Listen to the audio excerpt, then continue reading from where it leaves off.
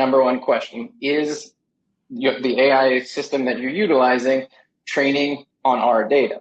And that is such a critical question when it comes to privacy, because taking the data that we already secure and putting it off to a sub-processor or to an AI system and allowing them to process it, no problem there. But once they can take that data and other customers can leverage it to train or build into their own systems, that is like the greatest concern that you can have.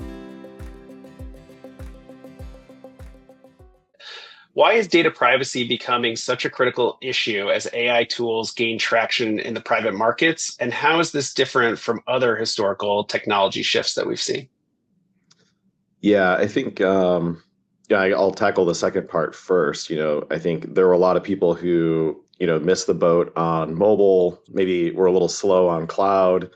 I think both practitioners as well as even regulators who maybe feel that they didn't handle privacy things related to kind of the growth of social media. I think there's a lot of folks who have seen this AI wave and they don't want to miss the boat. They don't want to be slow this time. So I think one thing that's a little bit different here is just the rate of adoption. Kind of, it's truly been like a viral pace of adoption, not just from consumers, but also businesses. And so I think that's something where there was a lot more skepticism. I think even going back to cloud, it took a long time for a lot of folks to get on board.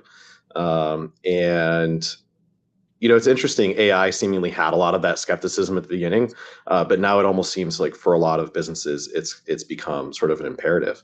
And I think for a lot of individuals too, they see it as imperative to their career growth or whatever they're trying to do, right? So I think what that's meant with that adoption is folks are maybe a little bit caught off guard and kind of like, what are the implications here and how are we going to handle it? I don't know, Michael, what's your take? Yeah, I mean, it has become a if you're not first, you're last kind of situation, which was different than things like cloud adoption. There was a much longer path to cloud adoption that, I guess 2 decades ago now, if we're aging ourselves or so. If you were on-prem, you had 6 months, you had a year, you had several years, you could plot strategies in order to onboard your assets in the cloud and build out the use cases of where you would utilize those things. With AI, I mean, when that cut over to LLMs becoming widely available and enterprise licensing becoming available and integrations becoming available, it was just a scatter to the market to try to figure out how to leverage this thing. And as we're starting to close in on really the tight use cases on when this could better your workflows and your internal environments and amongst like our financial institutions and things of that nature, privacy is just spitting out of this thing as the most paramount thing. It's like the leading question that comes into these conversations because everybody ran to it. Everybody started spinning up and integrating and utilizing AI for a variety of different tasks. And then it became, wait, everybody hold on. What are we putting in this and how are they using it? So it's been crazy because in previous, migrations and adjustments to technology, you had a run up to it. You just had time. You had time to figure it out before you asked those questions. Now it's you're doing everything and you're asking the questions after the fact. Yeah.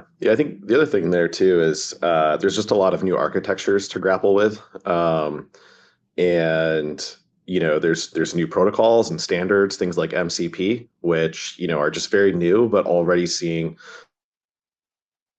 And they don't. There's a running joke of there's no S in MCP or the S for security. So there's all these new things coming out, and folks I think are struggling to even learn kind of what they are and how they work, and then actually tie that back to risks around security and privacy. So I think there's also something to be said for the fact that these systems are less deterministic.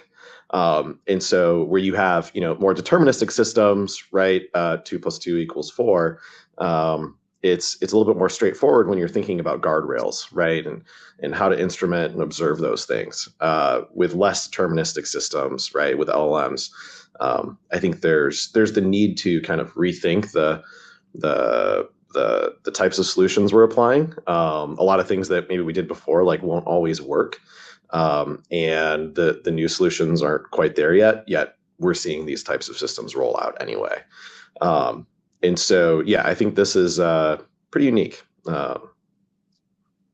Agree. Yeah, absolutely. Michael, I guess keeping that in mind, in your experience, where do you see that firms often underestimate or overlook risks in their AI evaluation process?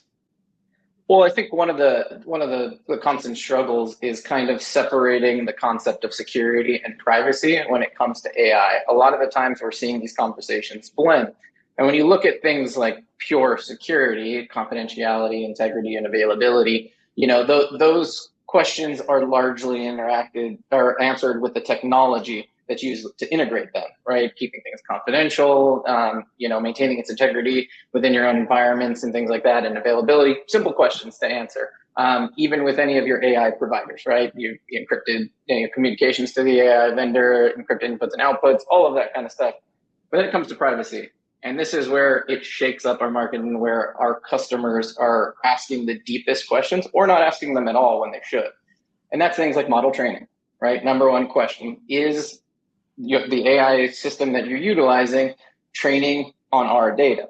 And that is such a critical question when it comes to privacy, because taking the data that we already secure and putting it off to a sub-processor or to an AI system and allowing them to process it, no problem there. But once they can take that data and other customers can leverage it to train or build into their own systems, that is like the greatest concern that you can have, because competitors are probably integrating with these AI systems, right? And so you want to ensure that they don't have the same advantages that you do. And so you don't want to be training this model with your data in order for them to gain that advantage. And that's even in addition to the PII considerations, leaking investor data, leaking fundraising data, leaking all of those various little tidbits of data that could be utilized by anybody on the internet or, again, competitors themselves. But I'm curious, Jess, have you, is there additional concerns beyond that you've seen out there? Yeah, I would say so. I mean, there's training is the number one question by far, right? Okay, I'm going to give you my data. What are you going to do with it, right? And we're always used to asking that question, but specifically here, I think the emphasis on training because these systems can be a little bit of a black box, and so if you train them with someone's data, it's there's chances of that data coming out the other side, right? And it's not quite the same as saying, oh, well, I just put the data in a database and someone else can get access to it. It's not, the situation's not perhaps that bad, but it's certainly very risky. And so we've sort of seen across the board, folks just simply will not let you train on their data in a business to business context. Consumers, it's a whole nother story. Many of them are giving up their data all the time, but one of the things we think about here around, when you're procuring vendors, what are the types of questions that you need to ask? We actually released an AI assessment tool, I think, a few months ago, and one of the things we did was we delineated between, if I'm procuring a system, are you guys just using AI yourselves, right? Like maybe internally you're using ChatGPT to generate marketing materials. Not a whole lot of risk there, right? Are you using, are you a user of maybe third-party APIs, right? And so you're not training anything, but you're using off-the-shelf foundational models. That looks a lot more, I think, like you mentioned, Michael, more just like a third-party API. What data am I sending them? What purpose, are they processing, that data for? And so it's a little bit more of a traditional exercise there from a privacy standpoint. And then, if they build models, right, or they provide tools that build models, suddenly this is, I think, where folks have to get really careful.